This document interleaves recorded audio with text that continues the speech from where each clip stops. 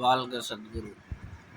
கர்மாதிபதி அஷ்டமத்தில் உட்காந்துட்டார்னா அது யோகங்கள் என்ன? கர்மத்தை செய்யக்கூடியவர் அஷ்டமத்தில். அஷ்டம் என்பது என்ன? பாதாள லோகம். இந்த பாதாள லோகம்ன்றது இருள்.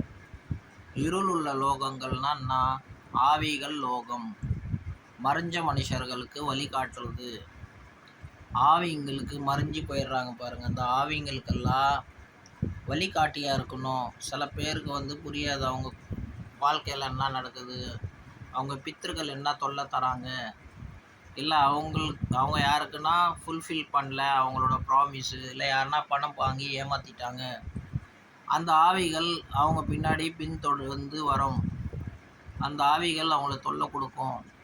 இது மாதிரி நான் சொல்ல ஜோதிட சாஸ்திரம் கர்மாதிபதி அஷ்டமத்தில் வந்துட்டா அந்த மாதிரி பாவங்களில் கர்மாதிபதி இருக்காருன்னா நீங்கள் என்ன செய்யணும்னா அதுக்கு சம்மந்தப்பட்ட கர்மங்கள் செய்யணும்.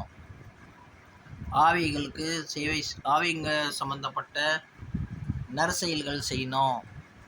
அவங்களுக்கு வழிகாட்டியாக இருக்கணும். அவங்களுக்கு ப்ரேயர் பண்ணணும்.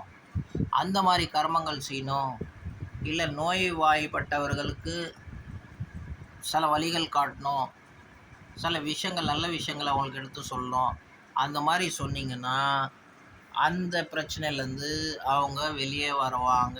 உங்களோட கர்மத்துக்கு ஏற்ற மாதிரி உங்கள் புண்ணியம் என்னான்ட்டு உங்களோட ஜோசியர் உங்களுக்கு தெளிவாக சொல்லுவான். அது என்ன மாதிரி நீங்கள் பண்ணோம், உங்களுக்கும் பாதிப்பு வரக்கூடாது.